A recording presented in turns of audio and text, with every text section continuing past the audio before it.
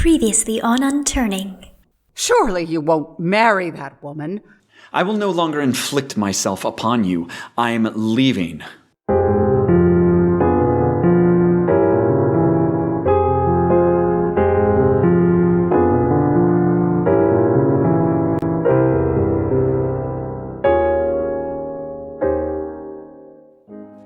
It's now June. 3 months later, Clym has moved into the cottage on the heath. While he's immersed himself in finishing his reading before marrying Eustacia and opening his school.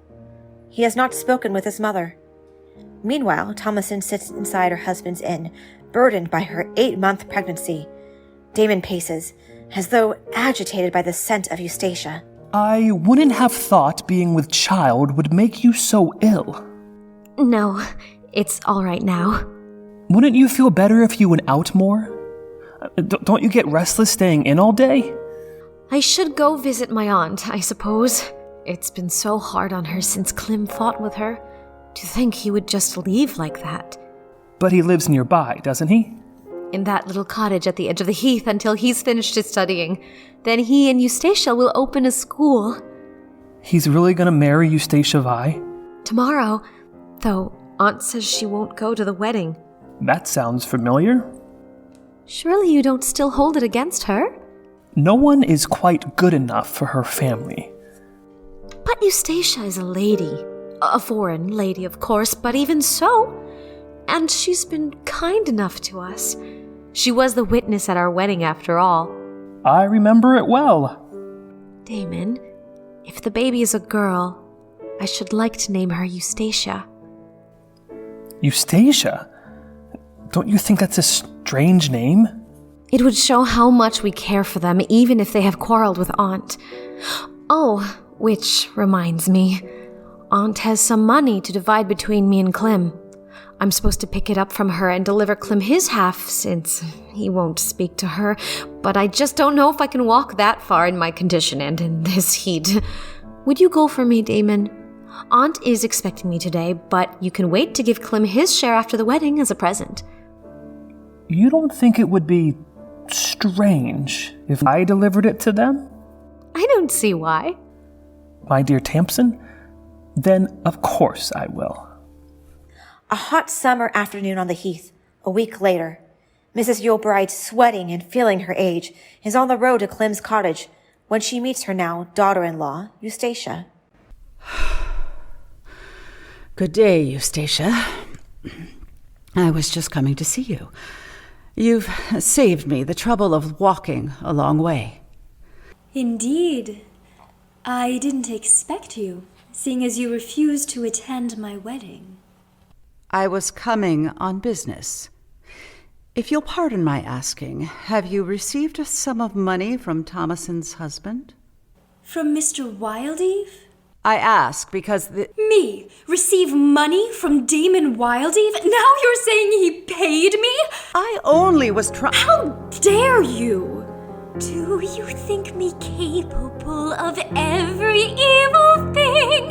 How dare you even come here after everything you've said about me, said behind my back to Clym? You slandered me before my marriage and insult me still. How can you think I'd take his money, or even that he'd offer money? Just what do you think I am? Do not rage at me, young lady, proud of your high birth. Just what do you think you're worth?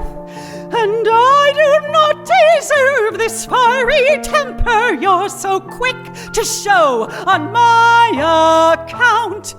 I am just a poor old woman who has lost her son. If you had treated me better, you would have him still. How can there be good in someone everyone spoke ill of? Is your heart so hard you have no sympathy? Why did my son have to marry a woman such as you? 'Tis too much.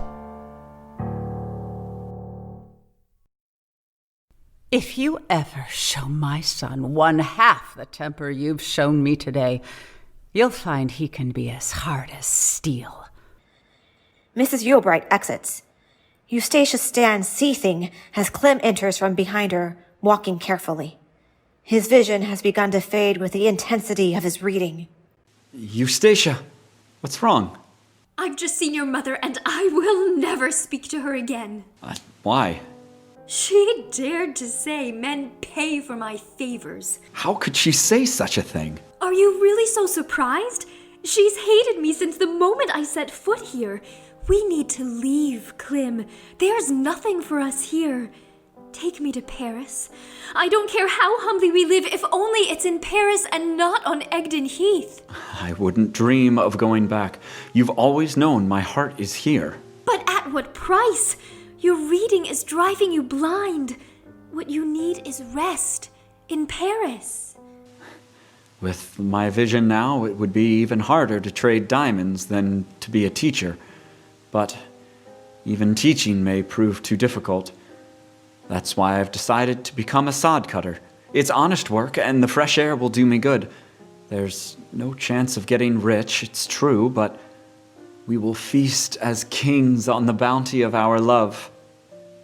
I would rather starve.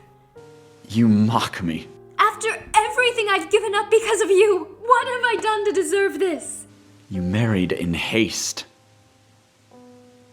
I suppose when you first saw me, I was wrapped in a sort of golden halo to your eyes, a man who knew glorious things, who had seen the world, and now I am a poor fellow in brown leather. Are you still proud to be my wife? Don't ask. You may not like the answer. I cannot listen to this, Eustacia. It will end bitterly. I'm going home.